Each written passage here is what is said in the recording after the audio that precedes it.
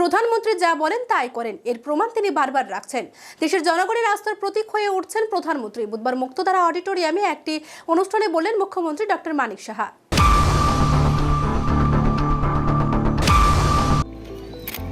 शुभं करोति कल्याणं आरोग्यं धनसम्पदं शत्रुबुद्धि विनाशाय दीपज्योति नमस्तुते।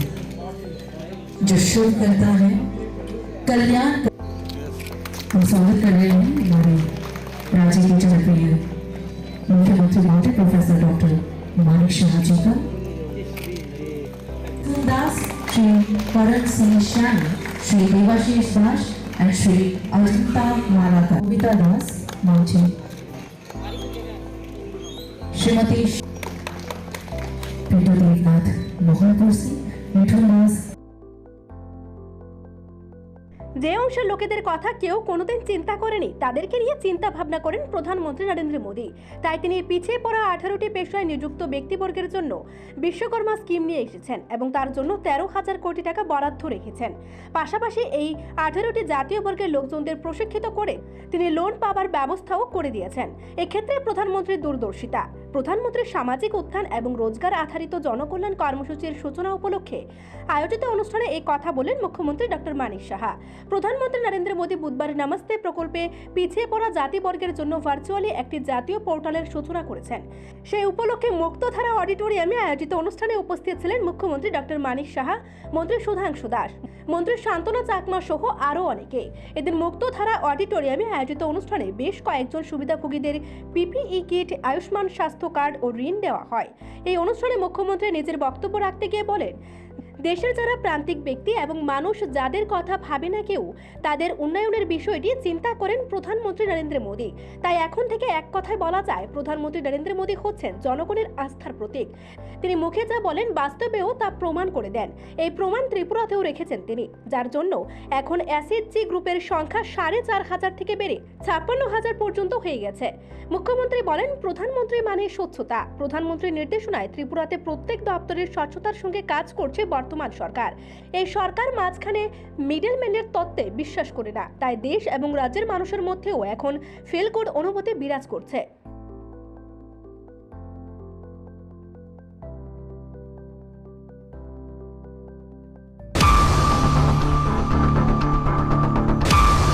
প্রধানমন্ত্রীজি কখন আসবেন এবং আপনাদের উদ্দেশ্যে কি বলবেন, এর জন্য আপনাদের সবাইকে আমি হার্দিক অভিনন্দন ও শুভেচ্ছা জানাচ্ছি। আমরা এক এক সময় অবাক হই, মাননীয় প্রধানমন্ত্রীজি যা বলেন তাই করেন। কিছুদিন আগে আমরা দেখেছি যে উনি 18টা যারা বিভিন্ন কাজে নিযুক্ত যে বিশ্বকর্মা স্কিম উনি স্টার্ট করেছেন। সবাই জানেন, যাদের বিষয়ে কোনোদিন কেউ ভাবতে পারেনি, কোনোদিন চিন্তাও করেননি, এবং প্রায় 23,000 কোটি টাকা এর জন্য বাজেট রেখেছেন। 13,000 কোটি টাকার বাজেট রেখেছিলেন এবং সেই হিসাবে উনি যখন এটা উদ্বোধন করেন বিশ্বকর্মা পূজার দিন,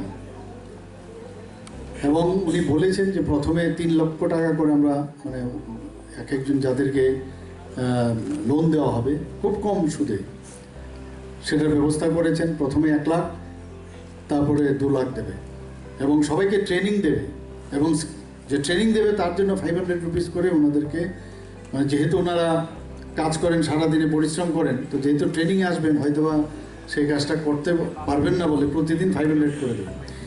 এই যে প্রতিটা মানুষ সম্পর্কে ওনাদেরকে সম্মান দেওয়া, ওনাদের যে আর্থসামাজিক উন্নয়ন, সব বিষয়ে আমরা দেখছি। আজকে সত্যিই অবাক লাগছে, এখানে তিনি মানে যে ওয়েব পোর্টাল এখানে স্টার্ট করছেন, এই ওয়েব পোর্টালের মাধ্যমে সব কিছু আপনি পেয়ে যাবেন। যে কোনো ধরনের আপনি ওয়েব পোর্টালে যদি আপনার নাম রেজিস্ট্রি করেন, এখান থেকে লোনেরও ব্যবস্থা করা হবে, এবং মানে সব কিছু এই ওয়েব পোর্টালের মাধ্যমে করবেন। অর্থাৎ যারা একদম প্রান্তিক ব্যক্তি, যাদের সম্পর্কে মানুষ কখনোই চিন্তা করেনি, তাদের সম্পর্কে মাননীয় প্রধানমন্ত্রীজি চিন্তা করছেন। একটা আস্থার যে প্রতীক, তার নাম হচ্ছে মাননীয় প্রধানমন্ত্রী নরেন্দ্র মোদী। আমরা সব দিকে এখন দেখছি যে এসএইচজি গ্রুপ বলুন, যেখানে আমাদের এখানে ত্রিপুরাতে মাত্র 18 আগে মাত্র 4000 গ্রুপ ছিল, সেই জায়গায় এখন আমাদের প্রায় 56 আমাদের গ্রুপ হয়ে গেছে, 56,000 গ্রুপ হয়েছে। তো এতে করে দেখা যায় এবং তাতে করে প্রায় 4.5 মহিলারা এর মধ্যে ইনভলভ হয়েছে।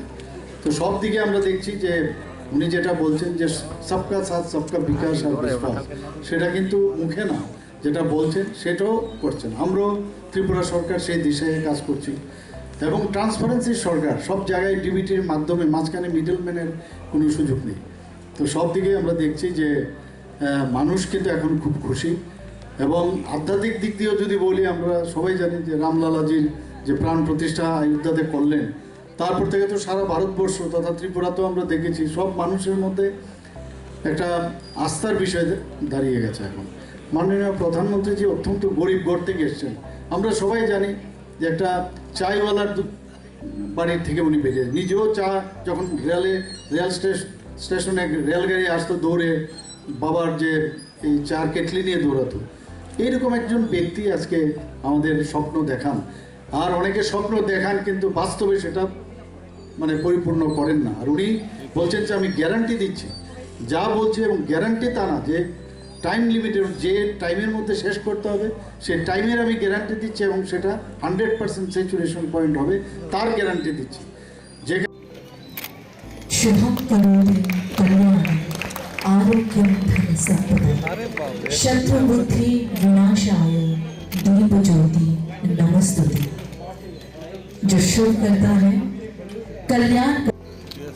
हम स्वागत कर रहे हैं हमारे राज्य के जनप्रिय मुख्यमंत्री महोदय प्रोफेसर डॉक्टर मानिक शाह जी का।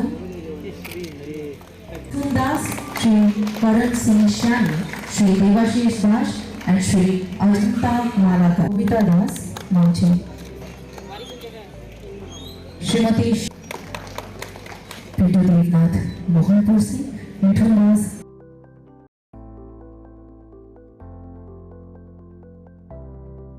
নিজস্ব প্রতিনিধি রিপোর্ট, এশিয়ান টাইমস।